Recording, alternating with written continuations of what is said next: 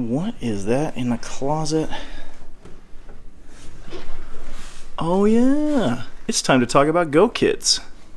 Stick with me and we're going to discuss why it's important to not only have preparations in place for your home, but why you should have some options for grab and go should you ever have to leave your house in the case of an emergency.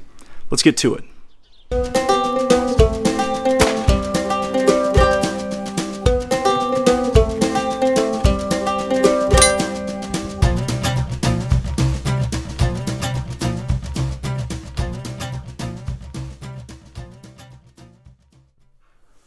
Okay, so today we're going to focus on mobile 72-hour kits. Again, 72 hours, 3 days is the estimated time that you would need to hold out after a natural disaster before relief services arrive.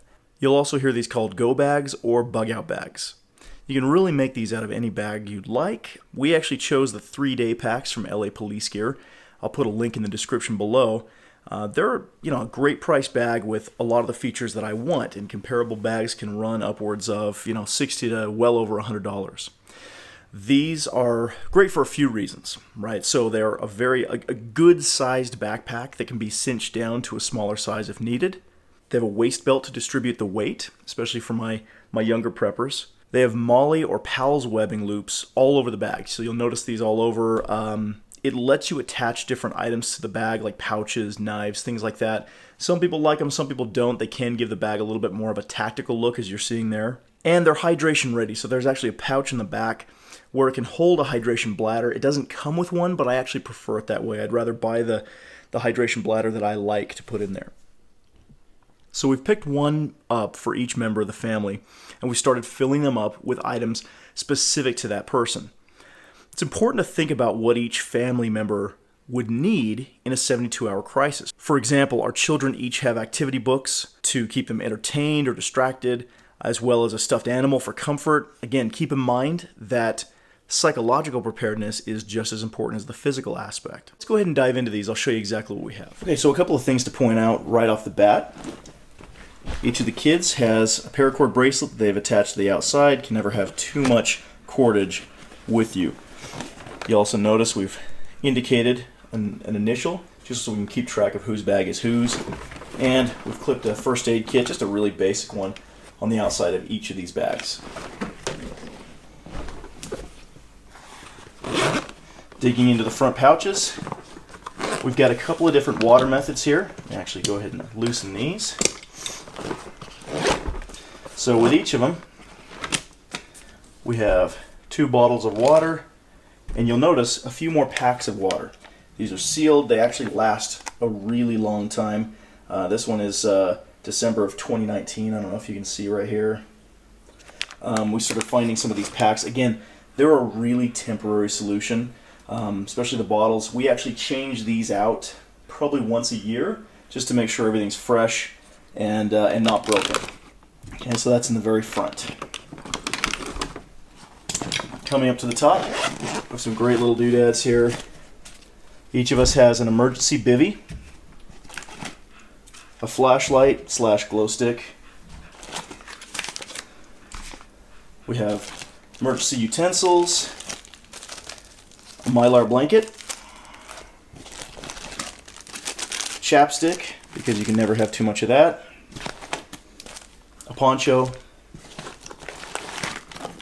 a sealed bag of toiletries. Now I went through and I actually sealed these in a food saver. We found that on some items it works, some items it doesn't. When we crack in once a year, some of these bags will come undone, but the toiletries works really well. It keeps them sealed and waterproof, ready to go. A couple of other things here. We've got some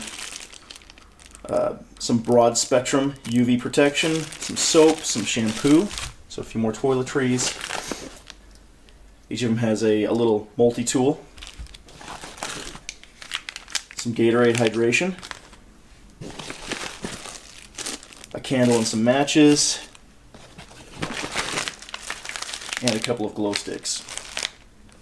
So that's the front pouch. Alright, getting into the main container. High chews. If you watch my video on food storage, I talked about how comfort food can be really important in these types of situations. High chews, we find a little bit of candy, a little bit of sugar, something that's going to calm children down in the face of a crisis, is immeasurably helpful. To complement the water, we also have a Sawyer Mini. I'm going to do a specific review on these when we talk about filters and water treatment, but just know I love this filter. For the price, I think it gives probably the most bang for the buck. So we have one of these in each child's bug out bag. We have a mess kit. So nothing fancy here, guys. These are just the cheap ones that you're going to find at any camping supply store, but at least, you know, being able to eat, cook over a fire, goes along with their utensils. They should be good. A couple more things that are food saved. So again, with the food saver, I sealed up some snacks, an MRE, some hot chocolate. Again, this isn't meant to be the food for the entire 72 hours. We have that freeze dried in the pails that we would grab with us if we had to bug out. But this provides, again, a little bit of sustenance, a couple of MREs, some granola bars, just something to kind of keep the blood sugar at bay during a crisis.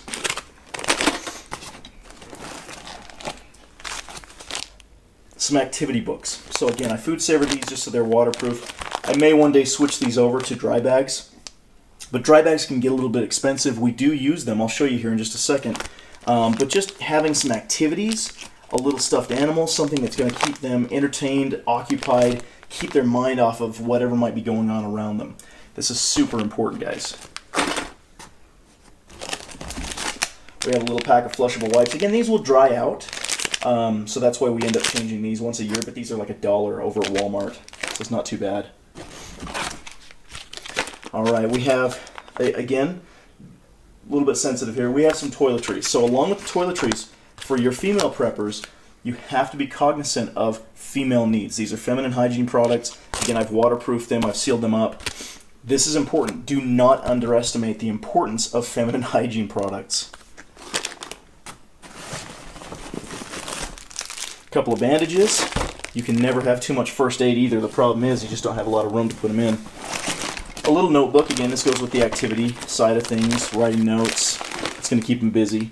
And then lastly, guys, we have a change of clothes in a dry bag. So there are some dry bags out there that are pretty, you know, that are less expensive than these Sea-Line. I found that these are really high quality. They hold a good waterproof. And when you get a higher quality bag like this, something that's thicker, you can do a lot with it. So in terms of even carrying water, if you need to transport water, doing your clothes, if you get a big enough bag, if you need to like wash laundry, you can actually do it in these dry bags. They're super versatile. And then lastly, just a couple of little doodads.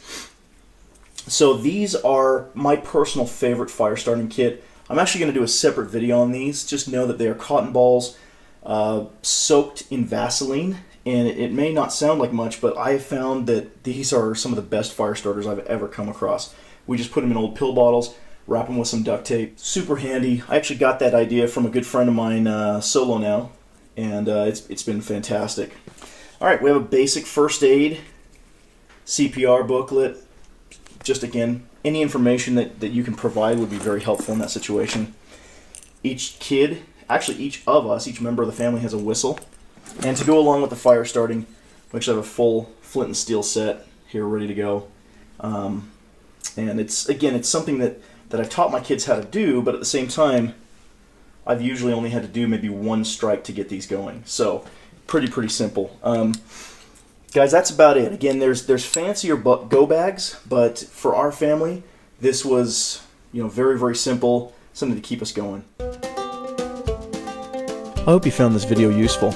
Please remember to subscribe so you can be updated whenever we release a new one, and remember to share on Facebook and Twitter.